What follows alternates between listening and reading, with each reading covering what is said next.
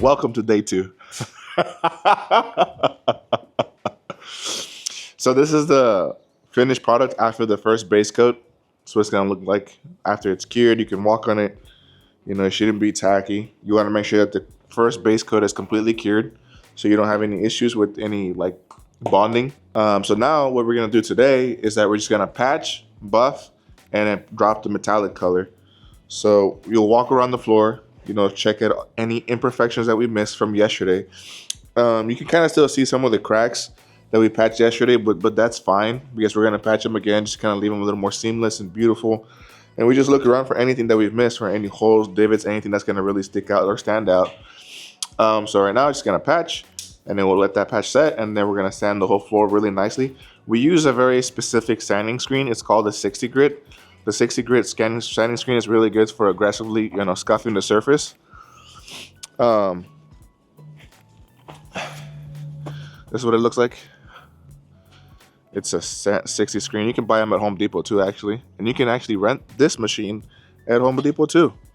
I purchased mine because since I use it so often, I need to have one. But you could buy one, you can rent one or buy one from Home Depot. They're like $60 for like the whole day or something like that. And then they also sell these screens, and then you'll need this attachment, a little buffing screen, the attachment for your buffer, and a sanding screen. Simple, straightforward. So as we're doing right now, we're just repatching the same cracks that we patched yesterday, just because they're showing through, as you can kind of see. You kind of see the crack line as we're patching it. So we just want to repatch it again to make sure it's really nice, even. Most important thing you want to look for are holes that look like little pits that actually, you know, look like they go down deeper, not just a superficial hole. You want to look at ones that look like kind of like this. See this little hole? It's not really a deep hole, but you want to look for holes that just pit, because those are the ones that are going to bubble when you put your metallic on top of the floor, because the air is gonna push through the metallic and it's gonna bubble over, and you want to avoid that. So you're gonna try to patch all the little pit holes that, you know, go down deep.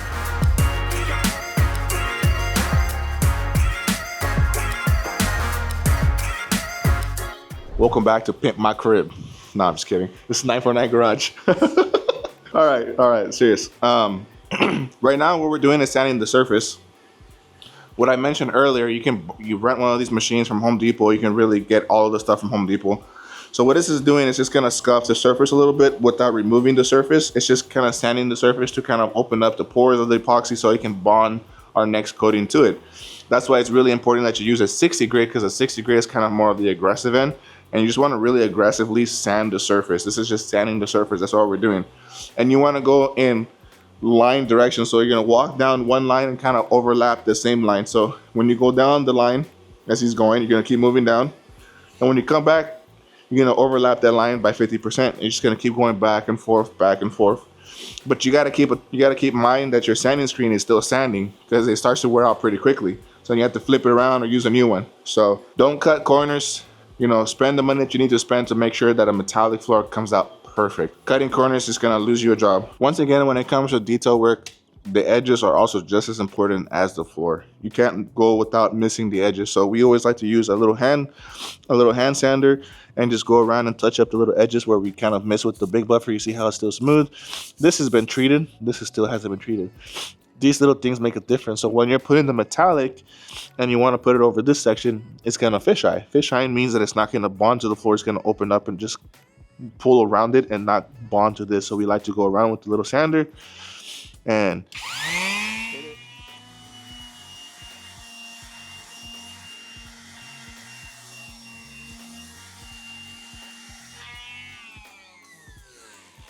see the difference.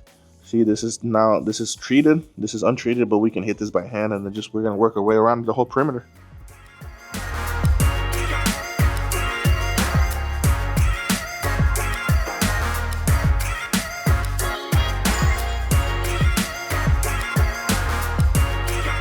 So now that the floor has been prepped and ready to go, we got to go back in there and vacuum up the whole floor. As we're going to see, we're going to keep vacuuming over all the residue. We're going to overlap ourselves about 50% of what we're vacuuming. We just want to make sure we get everything off the floor really well before we start cleaning everything off again and start wet mopping the floor and dry mopping the floor before we start putting down our colors. These are little details that we like to make sure to go above and beyond. We'll see you in the next part. So now that the floor has completely been prepped and ready, this is what a prepped surface should look like when you're about to do the metallic, it should be all sanded very well. There shouldn't be any parts that are like patchy where it looks like it's super shiny. You want to make sure that everything looks very congruent and, you know, sanded down. All the edges are sanded down. All the floor has been patched. We went over all of the little imperfections that we saw. And now we're going to limit foot traffic because we don't want people constantly walking all over the floor. Maybe just 1 or 2 people will be walking on the floor now. So come over here with me.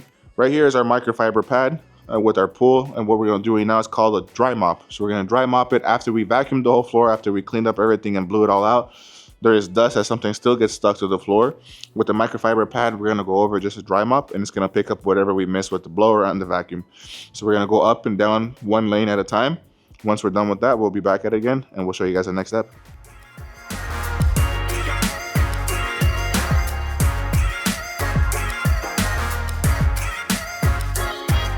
Now it's going to be the final process of what we're going to do about treating the floor.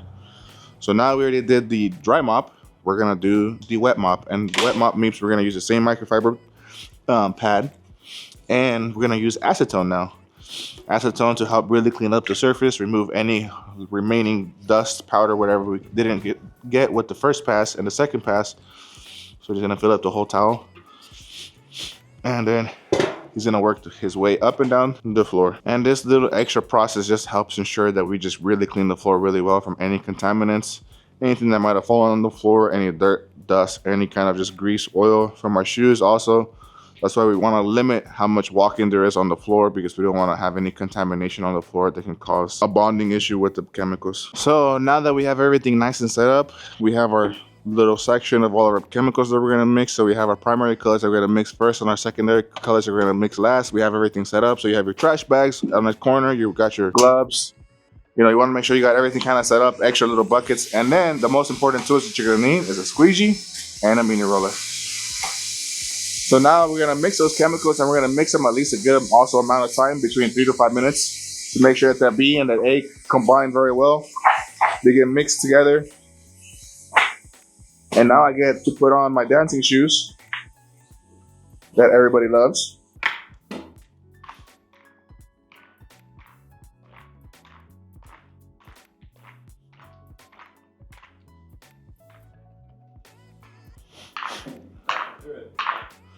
So right now I like to pour my lines. I like to space them out a little bit to kind of get a nice little like spread on the floor. You don't want to clump everything all together all at once. You want to open it up so you can have some negative space. Just look at the floor. Remember, the floor it's a canvas. Don't think about it too much. Just flow with it. Just whatever you're feeling at the moment. Also, don't get too stupid with the colors. Like, still make it look congruent. That's why it's an art, because you don't really have an idea of what you're doing, but you kind of have to follow a flow, like a theme. And now that I kind of have a lot of open space, what I like to do is kind of mess with the lines a little bit to kind of give it a cool little variation. So I'll kind of cut the line a little bit and run it through here. Give your art a little spunk, make it look different. Don't always just be so like basic and just going with, you know, the same flow with everything. So if I did that, I'll come from this angle and just kind of pour another line here.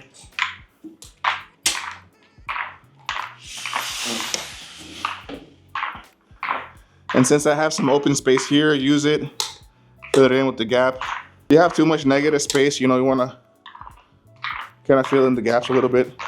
And don't worry if you pour too much. Like, if you're pouring a lot, you feel like you're pouring a little too much, it's gonna be okay, because like at the end of the day, you're gonna move it anyway. Sometimes what I like to do with my accent color is like I'll split the colors in between. So like I'll see a gray and a white, and I'll just split it right down the center.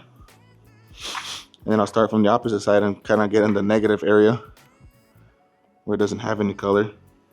Just pour. Don't be scared, really. You can't be scared of the colors. At the end of the day, it's gonna still look nice. That's one of the biggest things that I had fear of, was fucking up the floor. But once you get comfortable, you'll be okay with doing it. It's just practice. Practice makes perfect.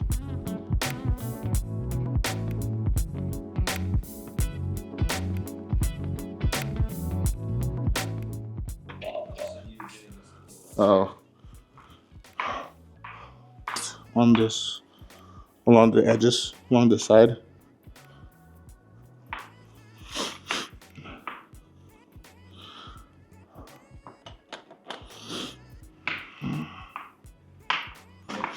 because you can't always get it with the squeegee. So with the roller, I like to use the roller a little bit and just kind of get the edges a little bit so the edges look more finished. Now we're done.